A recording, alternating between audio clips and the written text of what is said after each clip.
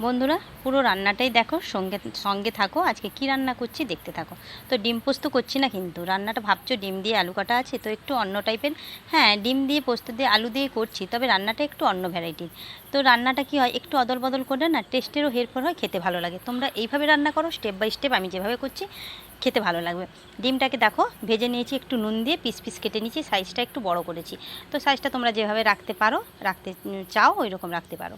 এবারে নিয়েছি আলুটাকেও একটু বড় বড় করে কেটেছি। মানে পোস্তর আলু তো ছোটো ছোটো কাটা হয়, কিন্তু আমি ওইভাবে কাটিনি, একটু বড় বড় যেরকম ডালনা করা হয়, পটলের ডালনা যেইভাবে আলু কাটা হয় ওইভাবে আলুটা কেটে নিয়েছি। তো এবারে কড়াইয়ে সর্ষের তেল দিয়ে দিয়েছি। সর্ষের তেল ততটাই দিয়েছি যতটা এই তরকারিটা লাগবে, ততটাই আমি তেল একেবারে দিয়ে দিচ্ছি। এর মধ্যে দিয়ে দিয়েছি গোটা জিরে। গোটা জিরেটা যখন একটু ভাজা হয়ে যাবে, গোটা জিরেটা কিন্তু তেলটা গরম আছে মানে গোটা জিরেটা অলরেডি ভাজা হয়ে যাবে। ওর মধ্যে আমি আলু দিয়ে দেবো।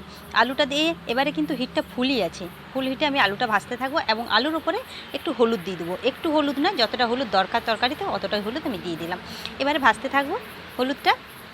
হলুদটা কি সুন্দর কালারটা এসছে দেখো, হলুদটা দেওয়ার জন্য আলুর মধ্যে।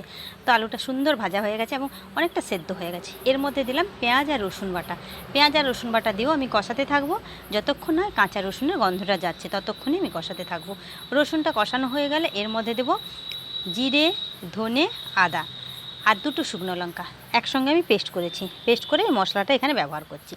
তো এই মশলাটা আবার দিলাম 1 চামচ মতো। পুরো মশলাটা যেন 1 থেকে 1.5 চামচ হয়, মানে জিরে, ধনে এবং আদা, শুকনো লঙ্কা একসঙ্গে পেস্টটা যেন 1 থেকে 1.5 চামচ হয়। তো ওখানে দিলাম, এবারে কষাতে থাকলাম। কষিয়ে এরপরে দিলাম একটু শুকনো লঙ্কা আর নুন। তো শুকনো লঙ্কাটা দিলাম কালারের জন্য, এখানে অপশনাল, কিন্তু দিলে কালারটা সুন্দর হয় এবং দেখতেও ভালো লাগে, খেতেও টেস্ট হয়। তো এখন ভাজা ভাজা হয়ে গেল।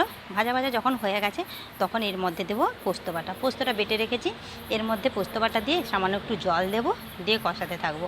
ততক্ষণ কষাবো যতক্ষণ না সাইড থেকে তেল বেরাচ্ছে, জলটা ছাড়া ছাড়া হয়ে যাচ্ছে।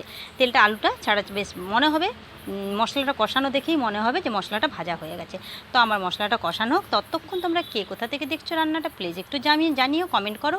আর তোমাদেরকে অনেক ধন্যবাদ, তোমরা যে এতটা ভালোবাসা দিচ্ছ আমাকে আর পুরো ভিডিওটা আমার দেখছো, তার জন্য অনেক ধন্যবাদ। এইভাবে সঙ্গে থাকো আর আমাকে উৎসাহ দাও এগিয়ে যাওয়ার জন্য। তো যখন পোস্তটা আমার কষানো হয়ে গেছে, ওর মধ্যে দিয়েছি গরম মশলা। গরম মশলা এখানে আমি গুঁড়ো যে গরম মশলাটা, শাহি গরম মশলা যেটা গুঁড়ো প্যাকেট, ওইটা আমি ব্যবহার করলাম। ওটা দিলে এখানে কী হয়, একটা শাহি ভাব আসে তরকারিটার মধ্যে। তো তরকারিটা একবার করে দেখো, তারপরে বলো কেমন লেগেছে। তো এরপরে আমি জল দিয়ে দিলাম। জল দিয়ে ফুটাতে দেবো। জলটা দেবো, আলু তো অলরেডি সেদ্ধই আছে, কারণ এতক্ষণ ধরে যখন মশলা কষানো হলো আলু আমার সেদ্ধই হয়ে গেছে। এর মধ্যে জল দেবো, জলটা কিন্তু খুব পরিমাণ দেবো না, প্রয়োজন মতো। তো এখন দেখো ফুটে গেছে তরকারিটা অলরেডি। এরপরে আমি ডিম দেবো। ডিম দিয়েও আরও 3-4 মিনিট ফুটতে দেবো, ঢাকাটা কমিয়ে দেবো। এবারে হিট কমিয়ে দিয়ে আমি ঢাকাটা দেবো। তো দিয়ে ফুটতে দেবো। আর দেখে নেবো একটু সামান্য মিষ্টি দেবো। মিষ্টিটা খুব মানে একবারে সামান্য মিষ্টিটা এখানে ব্যবহার করতে হবে, দিতে হবে কিন্তু অল্প। তো এবারে দেখো আমার তরকারিটা অলরেডি হয়ে গেছে, কালারটাও কত সুন্দর এসছে। তো এইভাবে তোমরা রান্না করে দেখো আর জানিও, একবার খেয়ে দেখতে পেয়েছো কালারটা কত সুন্দর হয়েছে, মাখা মাখা হয়েছে তরকারিটা। এটা ভাতে, রুটিও খেতে ভালো লাগবে। রুটি, পরোটা, ভাতে সবই ভালো। মানে যাদের ডিম পছন্দ, পোস্ত পছন্দ, তার বলতেই নেই। তো আজকের জন্য বাই, আবার নেক্সট ভিডিও দেখা হচ্ছে।